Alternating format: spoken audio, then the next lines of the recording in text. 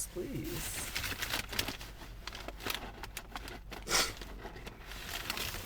What's cooking, people? We're eating fries, drinking Starbucks, taking names. And we're almost out of fries and Starbucks. How's the saying go? I came here to drink Starbucks, eat fries, and fuck people up. And I'm almost all out of Starbucks and fries. Well, as I'm so ridiculously chewing. Welcome to the episode. Yes. I'm going to just turn that on for safety. Today we're talking about why you shouldn't shit where you eat. In the context of dating at work. Because no, you should not enjoy a gourmet meal in the washroom. Or maybe you should. So today we're talking about just a juicy breakdown of office love, industry flings, and everything messy in between. So here's my little opening monologue. They say, don't shit where you eat, but let's be honest. Sometimes the menu at work looks like a 5-star tasting menu. There's something about shared deadlines, work snacks, and steamy printer room glances that makes people throw caution and their HR policy out the window. Oh, shit. But when things go south, let's talk about why people keep doing it. Whether it ever works, and if your work wife is secretly auditioning for real wife. All right. The question everybody's here for. Why is dating someone you work with so tempting? Because we talked about this earlier today. You're with Well, them, we like, talked about it. They didn't hear about it. You're with them like literally 8 hours of the day. That's it's right. like you're home away from home. It's essentially wherever you work, it's your home away from home. That's the most time that you spent outside of your home. So, of course, most of the time, people will find somebody that they're attracted to outside of their marriage where they work. Yeah, I'd say, like, relationships are all about understanding each other. Yeah. And I think that's really when you break down a relationship, besides the intimacy, besides all those points, or like the depth of all those points is being truly understood by somebody and having somebody want to understand you. Yeah. And so I think with the work relationship or the work setting, when you find somebody physically attractive, it's only natural that you then develop this emotional gravitas. Yeah. Because you're stressing out together, you're celebrating success together, you're in an environment that's challenging you both, and there's something about having a partner in crime that I think is very attractive to a lot of people, and where you can get so caught up in like, oh, we're so compatible at work that you forget that, oh, maybe we're not compatible in real life. Yeah. A couple other points that I wasn't even thinking about, but people like this. Yeah. You already know they're employed. Very sexy. Yeah. They already make money. Yeah. This one, they get your world, your schedule, your grind. So back to that same incentive of understanding you as a person. Yes. And then as a funny little thing, we were just debriefing, then suddenly we were undressing. Oh, okay. Or we were undressed and doing the real debriefing. Okay. So that's why it starts. Yeah. Now, is it always a disaster? No. Is it always a disaster? No. No, it's not always a disaster, but when shit hits the fan, no pun intended, it really can go real sideways real quick. And they get like really messy. Really messy. Right. Well, depending too on what level you're at. Like, is it your manager? Is it your, you know what I mean? Like, if it's that, then power dynamics? Yeah, then that's an issue, right? Like, and you're dating or you're sleeping with somebody who's underneath you, but they report to you type of deal or whatever, right? Like, yeah, that's, I don't know. Well, that's the thing. It's like, a lot of people thrive, and I think it's that shared experience. I mean, like, I'll speak from the film industry perspective.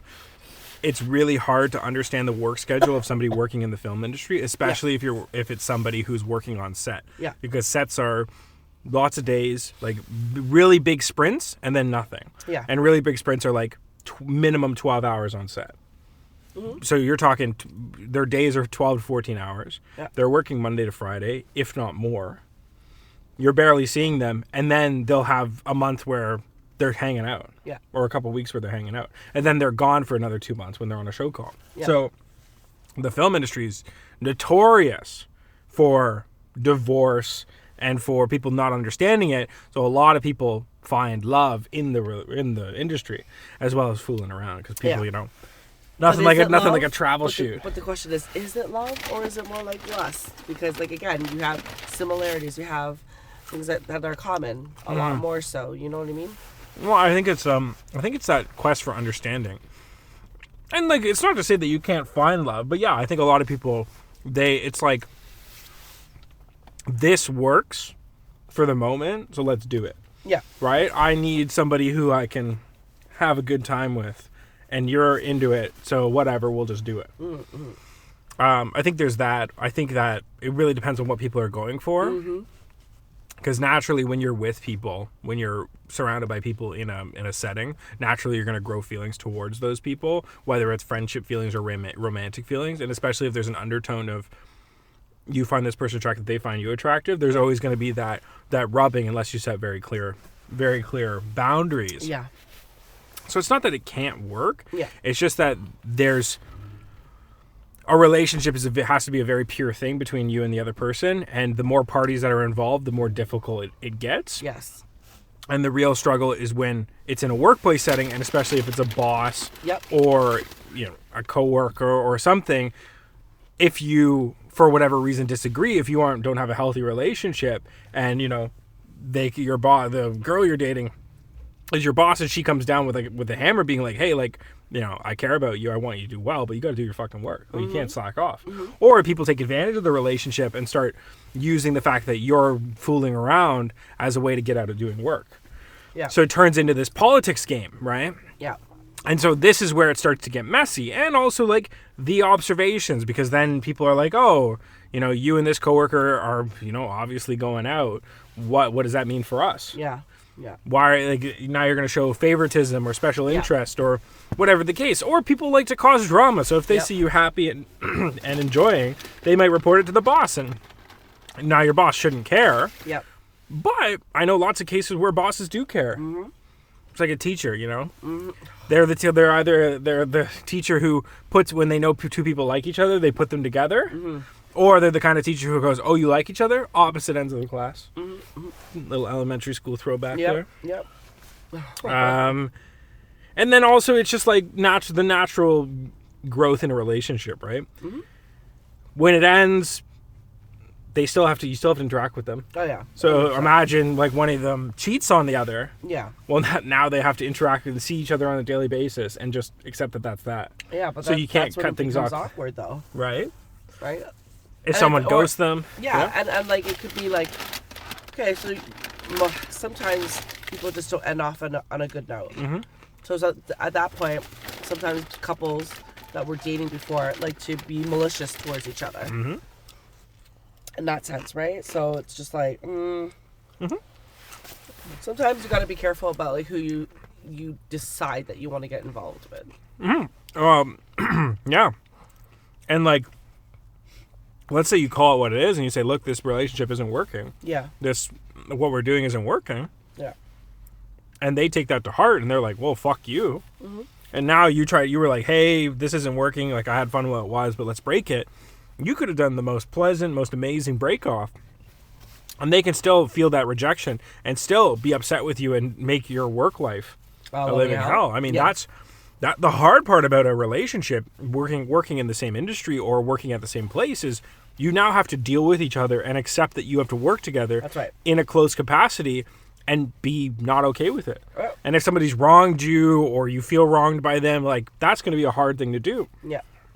And I would argue that you're going to try and avoid interacting with them, which then, especially if you're on a tight-knit team, I would say that would be very difficult. Yeah. Let's see what else. For sure. Yeah. So I threw this one in there just as a differentiator. Same workplace or same industry? Are they the same? Are they different? Are they the same or are they different? No.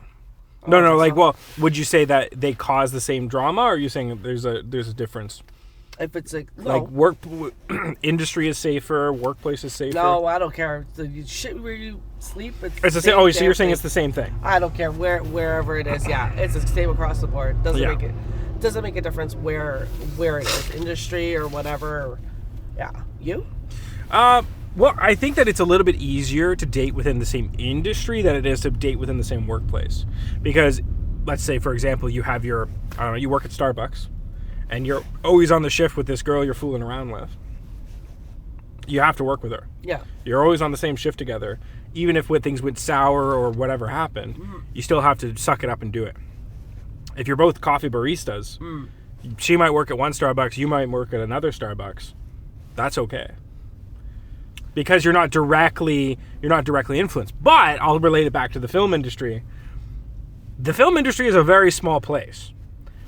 There's a lot of people who work in it, but it's a very small place, and word travels fast. Well, it's the same thing like at work. Right. When I was working at the front desk over at the gym, it's like word traveled like freaking wildfire. That's right. Because there were two people that were actually dating. That was like management, right? And then people got wind of it, and then all of a sudden it just blew up. Like different locations found out, and then I ended up finding out that it's notorious. Like where I was working is notorious for like drama.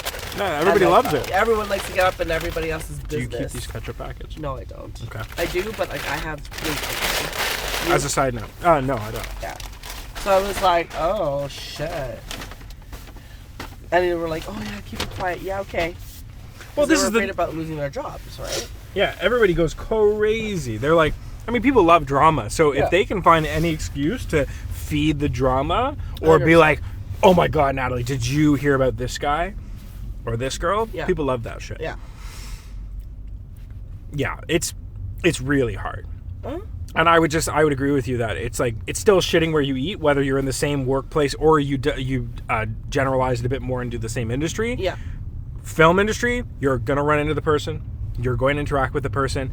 If it's not on set or not in a work setting, you're going to run into them at a TIFF party, or you're going to run into them at an industry party, or somebody's going to tell you about something. Yeah. Don't do it. Don't do it. Save yourself, unless they're really worth it. Yeah, well. Okay, now, in the case that you do shit where you eat, should you keep it private? I would keep it private. If I was in that position, I would want to damn well keep it private. Because I don't want everybody to know my business. So, there's two parts to this. If it's casual, 100%. Yeah. I'm saying 100%. Yeah. Keep it. If it's a thing we fool around and do, nobody got to know about that. Yeah. No. If it's serious, I would still keep it private. Well, I don't know though, because if this is your person, and let's say you've been dating for a year, you don't think you wouldn't tell people? I don't think I would tell, but fair enough. I would have to have that conversation with that person. If we're both going to mutually agree to keep it private, okay, fine. But if we're going to agree to be public about it, then that's a different story. Then okay. Right, conversation. Yeah, but I wouldn't be like, hey, I'm dating so and so without them having a say in it, because it's like they're part of it too, right? And it's like people know that person, so. Well, this isn't so. Okay, I'll tell you this. In high school, the girl I was fooling around with in high school, we had not every class together, but we had a couple of core classes together, 2 core classes together, and we decided unanimously that we were going to fool around and do whatever we were doing. People knew we were hanging out. Yeah. It was very obvious that we enjoyed each other's company, but we didn't tell anybody that we were officially dating until fucking the 1.5 year mark. Okay. Until it had been it was without a doubt this was going on. Yeah. For a while. So we kept it under wraps, and people were always shipping us and being like, oh, you guys should get together. Making jokes and whatever. And meanwhile, we're like, oh, we are. Don't you worry about that. Yeah. But we just kept it under wraps because the problem is then people start treating you differently and things happen, and there's no separation because people are like, oh, if you're going out with this guy, then you should be hanging out with him all the time. Yeah. And it's like, no, you do your thing, I do my thing. Mm-hmm.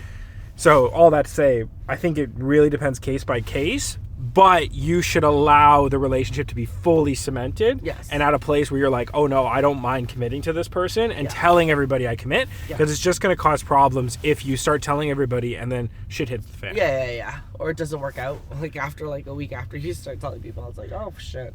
And then office gossip is faster than a press release. God, absolutely. Yeah. Fighting, breaking up, PDA. Your coworkers are not your therapist or your couples counselor, so don't make them. So just keep it maybe keep it private. Yeah. Maybe if you're fooling around with the secretary, maybe don't tell everybody.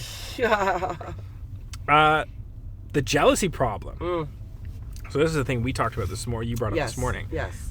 Yeah, I think a workplace is very naturally jealous. Yeah. And fucking God forbid you're in a power position. And you Yeah. fool around with the secretary. People are going to be like, whoa, that secretary's coming for my job now? Yeah. Yeah, exactly. Literally the first line is, if one of you is more senior, more successful, or more social. Oh, yeah. That's going to cause a problem. For sure. Yeah. And then there's the whole thing of you might think you're fine with them chatting with other coworkers until they're laughing a little too hard at someone's joke. Yeah. Or they're like, yeah. Oh, fuck. Oh, yeah. And then professional compliments turn into passive-aggressive spirals. Yes. She said your deck was tight. Cool. That's right. All right. Another real question. Yes. What's the deal with work wives and work husbands? Oh, I talked to you about this earlier. Is it flirty and safe, or is it emotionally cheating? It's emotionally cheating. 100% emotionally cheating. Most of the time, when I had a work husband, I would tell them the shit that was going on between me and whoever.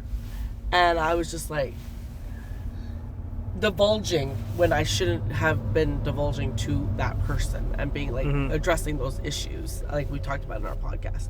But nope, I told this person, and then eventually, like with your work husband and your work wife, lots of times you end up developing feelings because it's kind of like they're your support person, right? Like they're your go-to person, not necessarily just at work, but like you'll text them like when you're out and be like, oh my God, like, this is what happened today, and that person knows everything that's going on, so they can relate because they understand what's happening. Inside jokes. Yes. Like, I mean, I've seen cases, and I have been the guy, where people build such a, in my case, I'll say women build such a rapport with you, and so you know a lot of what's going on, and you know a lot of the people and everything, and I've been out at dinners and whatever, where people have brought their significant others, and like the girl sitting beside me, her significant other's on the other side, and we're chatting, and she's laughing more with me, and she's not even paying attention, and her husband's just sitting there like this. But did he look annoyed? Did he look like? He just was like, he was like, yeah, a little bit. Yeah. He seemed like a little annoyed, and then the fact I saw him saying something to her or whatever. But even if it was fine, even if he was okay with it, it's still like there's nothing worse than not including people when you're out at like I get it's a work function, I understand that, but if your significant other or your plus one or whoever is coming with you, then they should be looked at. Yeah. And they should be interacted with. And when I find when couples, when they deliberately shun one or the other, like I went to a party with a bunch of work people not too long ago, and the girl who was hosting the party like pretty much didn't interact with her fiance at all.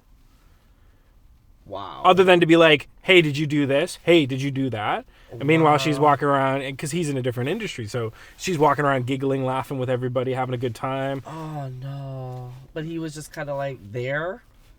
Like, yeah. Just there? Well, he was there. He had his buddies that he was talking to and everything. Yeah. But it was like, to me, it was like, okay, this kind of reads weird, because she's laughing and giggling with me and doing more and having more drinks, and we're going out for smokes and doing all this stuff, and he's just like off to the side doing his thing. Yeah. I don't know. It felt kind of weird, and the way that her demeanor changed, I was just kind of, it was one of those moments where you're like, okay, there's something fucked up here, but I'm not going to explore it anymore. For sure. Yeah, and then you bow out and leave. Yeah. It just turns into, because it's, what it is there's a boundary. Yeah. And then as soon as, like, boundary between two people, and then as soon as you go, oh, you're my work hubby. Well, husband or work wife connotates some emotional vulnerability, some intimacy. 100%. So the boundary gets pushed and it gets broken down a little bit. Yes. And so the problem with that is, like you're saying, it's a gateway. So, I mean, like, there's a close relation to me, and I won't specify who, just in case. But like, sure they don't watch this? No, they don't watch this. And if they do, hello, and I'm surprised you're watching this. But I told you about this. I think I told you the details of this off camera. Yeah. But they had a work hubby. Yeah. And they left their husband because what happened was that once they started labeling the work hubby and the work wifey, the guy was like, "Oh, well, if I'm your work hubby, I drive by your area all the time. Why don't I give you a ride to work instead of you having to either get a ride in or take a taxi or take a bus or whatever? Why don't I'll drop by, we can carpool." Or if she had a car, instead of you driving in, I'll just drop by and, be a proper work hubby. Yeah. And what turned into this is just like, "Hey, I'm helping you out," turned into them laughing and building rapport. And it got to the point where she was like, "Oh, I like you more than I like my husband." So she divorced his ass and went with him. But this is why you have to put boundaries, like, That's right. like you said, right? Like, it gets pushed back further and further depending on what you allow and what you decide that, no, this is my boundary, and you have to be firm with that. You know what I mean? Well, this is it. And I mean, like, people will always argue, like, "Good for you, girl. Yeah. Like, you found the man you love, blah, blah, blah." Whatever. I get it. There's nothing wrong with finding your true person, but it is fucked up when you're going out and pursuing in a relationship. Yeah. You're pursuing other people, and they'll say, "Oh, I'm not it was happenstance." But it's like, no, but you were emotionally cheating on your partner. Yeah. Like, you were the one who was unfaithful. Mm-hmm. And you shouldn't be hurting somebody like that. No.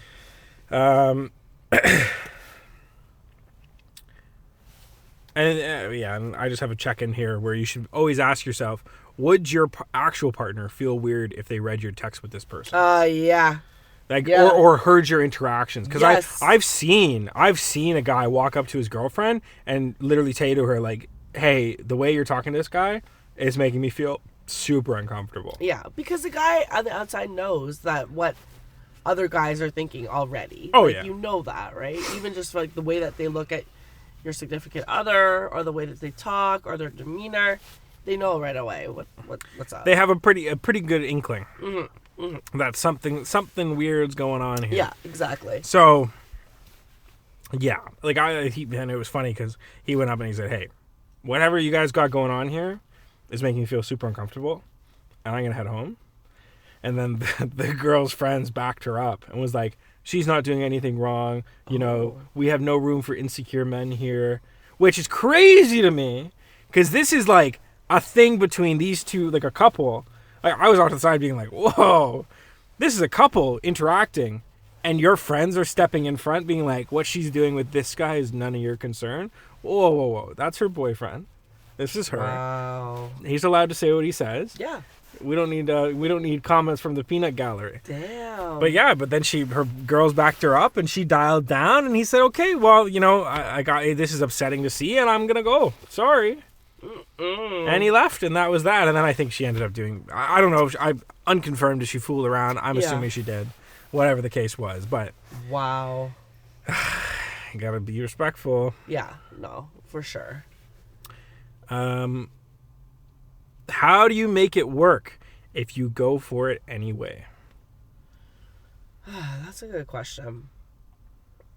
I mean, it can work, but it takes a lot out of both people, because there's so many different things that can go wrong. One minute you could be fine, the next day you could be like, whatever, right? Like, some shit could happen. So it's just, you just gotta be very careful. Exactly like how like that Coldplay concert was with this. That's a prime example. Okay, so it's like that was all hunky dory and fine, and all of a sudden you go to this concert and your face is blasted up in public over millions of people, goes viral, and it's just like, well, yeah. But shit, where you eat, buddy? Like, what do you think? But the worst part about that is if they just committed to it, nobody would have said anything. That's what I heard. It would have just, the camera would have went over them, and it would have been done. Yeah. The problem was the camera went on them. They saw the camera, and instead of just being like, "Oh my god," and then breaking away separately, to be like, "Yeah," they both went, "Oh my god," and they started crawling away. And that's when Adam Levine or whoever was on stage, or not Adam Levine. It was Coldplay. It was Coldplay. What's the guy's name? What's the lead singer's name? Chris Martin. Chris Martin goes, "Oh, looks like someone's having an affair over there," or whatever, makes a joke. Well, and then it goes viral, and then the guy's wife sees it and goes, "Whoa, whoa," and the girl's husband sees it and goes, "Okay, bye, have fun." Yep. But that's once again where it's like, one, don't shit where you eat, and two, like, they knew what they were doing was wrong. Well, that's what I'm saying is, like, you know that you're going to a public event, okay? When you act like that, you don't think that that at some point there's always cameras around, whether it's a drone, whether there's other people filming, or whatever. There's always eyes on you, especially at a concert. Like, that's fair game. I'm sorry to say. It's fair game. It's fair game, and also, like, the problem, it's good they got caught, because the problem at that stage, if they're all lovey-dovey in their corporate, like, the corporate box or whatever they had going on, if they're all lovey-dovey there in front of their coworkers, that means that the relationship is, one, very mature. Yes. And they're obviously at a level where it's very comfortable for everybody around, which means that they've been doing it for a while, or there's a lot of intimacy tied up. Because you're not going to, if you and a random coworker go have a fling at the office Christmas party, you're not going to be all cuddled up when you go for your team building activity at a Coldplay concert. Yeah. You might interact a lot, but you're not going to be like hugging them and all that stuff. Yeah. This is like obviously a very genuine connection that built, which is fucked up because they both know they're cheating on their partners. That's it. And you know what? Look at that. They couldn't even posture good. Yeah. They just had to, like, they could have just kept to it and nobody would have said nothing. Yeah. But the other part of that is just they couldn't have just pretended that they didn't, interact in that way. Yeah. And then what's funny is that company's, the event guy, who wasn't even there, but he was the one who booked the company tickets. Oh, shit. He got fired. What?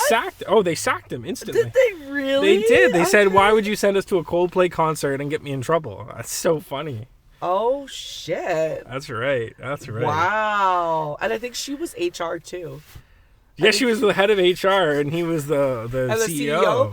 That's fucking hilarious. I'm sorry. So bad. I'm sorry. And then that company, to try and blow some of the publicity off, hired Steve Martin's ex. Oh, seriously? Steve Martin's ex is Gwyneth Paltrow, right? Yeah. So Chris Martin. That's what I meant. What did I say? Steve Martin. No, Chris Martin. Yeah. Gwyneth Paltrow is his ex. So they hired her to be the unofficial official spokeswoman of the company because they were playing off of the fact that Chris Martin called them out, being like, "Oh, there must be an affair going on." And I think that's how their relationship, or whatever their relationship ended. Yeah. But all that to say, it's like, what a ridiculous thing to have to deal with. Oh, because what? You couldn't appreciate your significant other? Yeah. You just had to have the work hubby? Yeah. Ridiculous. I know, right? How do you make it work? Don't do that. Don't. Just like, well, one, make sure you're fucking single first. Make sure you're committing properly and you're not just fooling around. Yeah. And that being said, if you are fooling around, make sure you fucking set the boundary that you're fooling around. Or be very, very, very subtle with your nuances towards your other person. Like, if you're working together, be very subtle about it. Don't be like right up in your face where everybody can see. Like, you do small things when people are watching, but they're like small, like, gestures to that person. Do you know what I'm saying? Like, not grandioso shit. Well, that's it, right? Unless you're committing to them fully in a relationship. Yes. But even then, there's a time for work, there's a time for play. Yeah. At the office, you do your 9 to 5. I would also argue, 9 to 5, and then outside of that, you can do whatever you want. But I would also argue, if you do find the love of your life at work, I think it's time to find a new job. Yeah. I think that the best exit plan, or the best plan, if you're going to pursue a relationship, whether it's in the workplace or whatever, is you should both agree that one person stays and the other person moves. That's a good idea. Well, because as soon as you do that, it's now a conflict of interest. Yeah, It's a conflict of interest. It's going to impact your performance and your ability. And one of you, whoever, whatever the case is, should figure out, okay, I'm gonna leave this. I'm gonna, at least the company. Yeah. Be in the same industry, but at least separate yourself so that your coworkers are like, oh, we don't have to play both sides of this arrangement. Yep. I think that's probably the best way to make it work. If you're going to date within an industry that's like close-knit, like music industry, film industry, anything like that, just don't be a dick. Like, and I mean, that's not to say that you won't always, isn't always a bad guy. There's always a bad guy.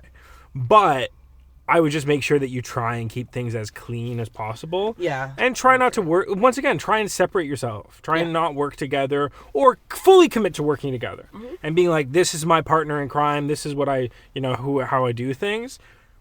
Don't try and play weird, like, just don't play weird games or don't start making it everybody else's problem because you're dating. Like, I had one guy who was like, oh, my girlfriend's a makeup artist. And I was like, okay. He was like a tech. And I was like, okay. And he's like, yeah, it'd be great if you hired her. And I said, no, I'm not hiring her.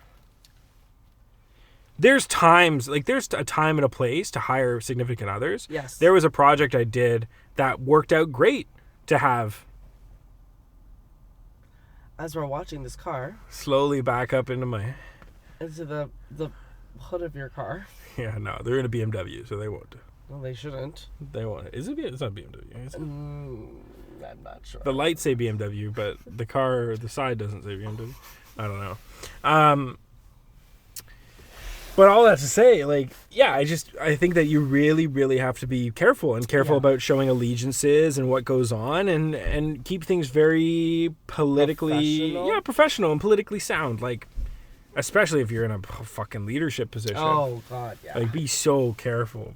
So careful. Definitely. Yeah, the last thing you want to do is have people claiming, favoritism and this and that. And blah, blah, blah. Yeah. Yeah, all that fucking ridiculous shit. Yep. What else was I going to say? Yeah, it's just like, I don't know. I think it's really, really advantageous for you to date somebody outside of your work circle. That way you can have, because you kind of want like your family, and ideally your girlfriend and significant other is part of that. Yeah. Part of the bigger, I'm saying the bigger family collective. This is like not just your immediate family, but also your parents and your siblings and whoever else you have, cousins, whoever. You want her part of that family unit. Then you have your friends. Then you have your work relationships. Your work life. So that way you have 3 circles, and the circles can kind of cross over in certain areas. But the idea is that they're not completely aligning. Yeah. Unless there's an intention behind it. Because I know lots of family businesses that are awesome. Yes. And their work relationship is their family. Yeah. But that's intentional. Yeah. So let me see what else I have here. Don't involve coworkers in your drama. They didn't sign up for the Office Relationship Edition. Here's an interesting point too. So on our point of keeping things clearly segregated, but plan for the breakup, even if things are good. Yeah, that's an interesting point because and it's hoping for the best, prepping for the mess. It's sad that we have to think like that, but in that work life, in that work setting, I think you have to be like, hey, we're trying this out. We're seeing how it goes. I hope you understand that if we break up, this is what's going to happen. Yeah. You need to keep your job. I need to keep my job. We got to be very, very on it. So that we have to make a promise to one another that whatever happens, we have to speak about it and figure out our shit separately so that when we go to work, we're not glaring at each other. Yeah. And I think that's really great to have up front because that keeps things professional and keeps things clean and keeps things easy. And they're like, oh, we didn't even know you guys, the coworkers are like, oh, we didn't even know you dated for 6 months. Yeah. And they're, oh, it's not big news, whatever. It was a fun thing and we enjoyed ourselves and we're pleasant, but it wasn't for us. Yeah. Yeah. That's the best way to do it. Yeah. Hopefully both parties would actually keep their word on that though. That's right. Because you never know, right? Like somebody could say that in front of your, like, and agree with that. But when the time comes... It always changes. And it also depends on how you broke up too. Did you break up amicably? Did you break up because somebody else got into the picture? Like what? You know what I mean? Like this is, many different circumstances can happen in that. This is where it just comes down to communication. And like if you're done with the person, just be done with the person. Agree. Yeah, and break up in a way that's positive. But I mean, relationships don't always follow that way. No. So you got to be ready for the fire. And if you're going to take the risk, then expect that it might not pay off. Mm-hmm.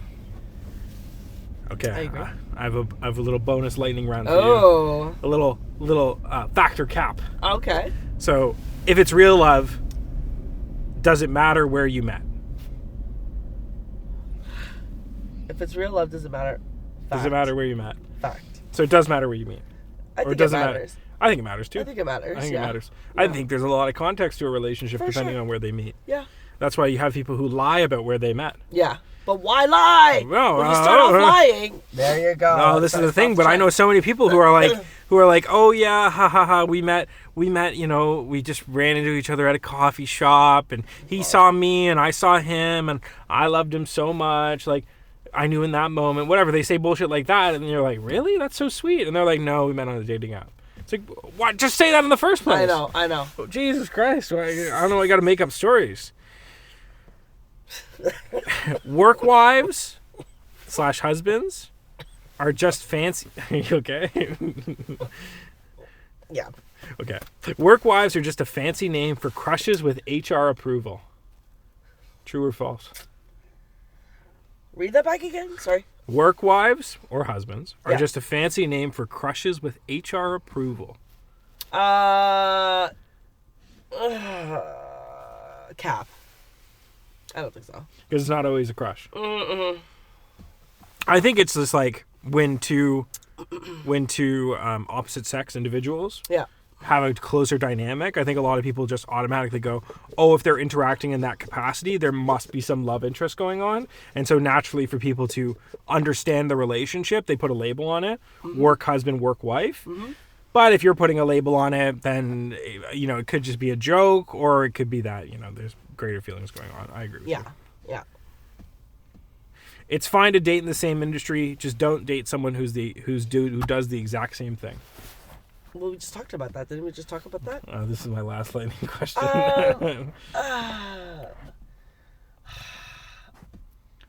I don't know about Yes or that. no? No. No, you shouldn't. You shouldn't. I mean, we live in a wonderful world of infinite possibility. Yeah. So there's a world where everything works. For sure, but it's unlikely if you work in the same job in the same company. I have a feeling there will be a lot more strain than there is. yeah. Like, I know that I would never date. I better watch what I say because the universe tends to give out things like this. I based on what I've seen so far, I wouldn't date anyone in the same position as me, working in the same industry, because I know what that takes. I know what kind of person that takes. Yeah. And I know that if I'm doing it, the person that I'm in a relationship with can't be doing it. Okay. It's too much for both of us. Yeah. And there's just going to be too much overlap. Yeah. And also, the relationship's just going to be about work. Mm-hmm. That's the problem. When your partner isn't in the same industry, isn't in the same field as you, you don't talk about work. Yeah. And there's something beautiful about that. Yeah. So, Because you keep that separate, right? Like That's right. Work and your relationship are two separate things. And it's not to say work's bad. A lot of No. people love work, but it's nice to have that separation. Yeah, it's nice to talk about something other than work when you're with your partner. That's you know, right. I mean, that's part of one of the conversations that you're gonna have, like how was work, like that type of thing. But you're not talking about like same shit that you've been going through is the same shit that I've been going through. You know what I mean? Right. Like, And it's not all consuming. It's not you're out at dinner and all you're talking about is, oh, did you see that deck that Billy put together? It looks pretty good, eh? Oh yeah. It's not a business meeting. exactly. It's it's relationships. Talk about the life and existence and experiences, and talk about work and talk about whatever's bugging you and you need to vocalize. But it's nice when it's a person from a different industry that you can chat with and not be directly connected with in that way. Yeah, 100%. Yeah. And with that, it's all wrapped up. So Yes. I guess the conclusion, the words of advice from us for that episode is Don't don't shit where you eat and don't shit where you sleep. Definitely don't shit where you sleep. Definitely not. That's next week's episode where we talk about gut fauna. I don't know. The flora, the bacteria, your gut. I don't know. That all being said, just, I mean, play it by ear, figure it out. The world is infinite. We're all adults, like we always say. We're That's all right. adults. That's we right. all make decisions. So do what you feel is best, but, just make sure you're doing it in the right way, and also make sure that you're actively looking at, okay, well, if this situation happens, how do I put myself in the best case to succeed? Yeah. That's right. Yeah. And if you fuck around, you're going to find out. So there you go. Yep. And on that note, have a wonderful night, guys. Have a wonderful Enjoy your evening. Thursday, and we'll chat soon. Bye.